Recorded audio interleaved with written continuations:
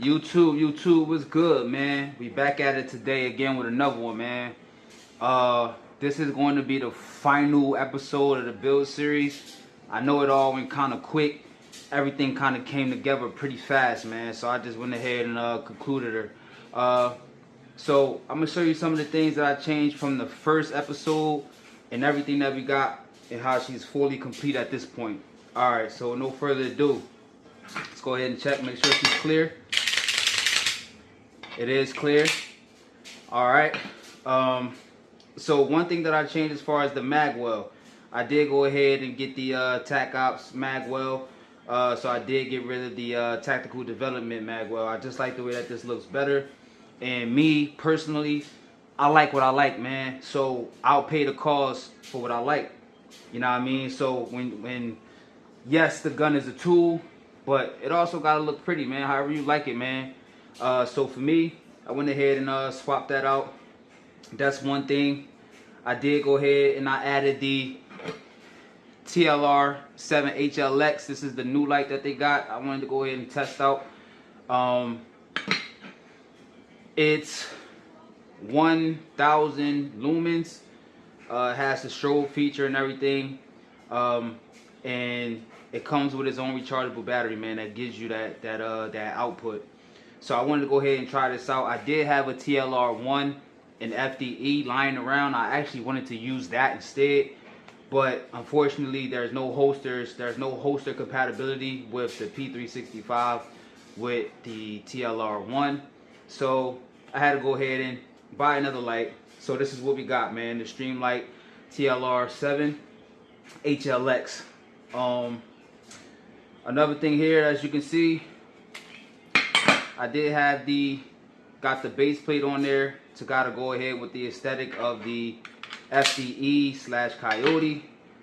So I went ahead and did that, man. I like that. I like just the way that it looks, man. It makes it pop. It's just sexy to me, man. So I went ahead and got that. And also, you know, I think it just makes it come together, man. And the last but not least, the trigger.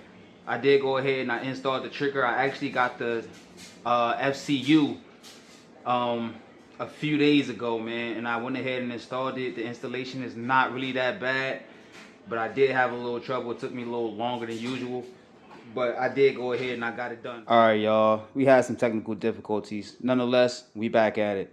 All right, so I want to show y'all the trigger performance. This is the Tyrant CNC IntelliFire trigger. It's supposed to have 30% less take up than the original. So let's see how she performs. All right, so this is the take up, break, reset, break, reset, break. All right, so as far as the 30% less take up, I can kind of agree. It does perform better than the original trigger when it comes to the take up. As far as the percentage, you know, that's something I can't really gauge, but it does have less take up than the original. So I give it the edge there. Also, this has the trigger safety. As you can see, the trigger will not be pulled and it will not engage the firing pin unless you pull down on the trigger safety and give it a pull. Now, SIG guys, they say stuff like, well, if you want a safety trigger, then get a Glock, or why you running a SIG with a trigger safety. Now, me personally, I carry Glock, and I don't have a problem with their trigger safety. I actually would prefer it on any gun that I would use as far as EDC or defense. It's just an extra line of safety, man, and I don't have a problem with it personally, especially for the SIGs. I think they're better than having a manual safety, especially if that's something that you need to come out the holster with.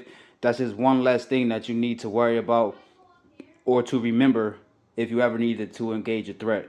So I'm all for it, man. And plus, you know, the extra line of safety, I'm fine with that. I don't have a problem with that at all. Yeah, man, that's pretty much it. So let me know what y'all think about this build, man. Give me some feedback on it, man. How y'all think I did? Did I do good? Is there anything that I should have did that I didn't do? Am I doing too much? You know what I mean? From now on, I'm learning from the echelon with internals. I'm keeping them stock. The only thing that I'm doing is changing out trigger shoes at the very most. That's it. So the spring is a factory SIG spring. I'm keeping factory springs in all of my weapons. Besides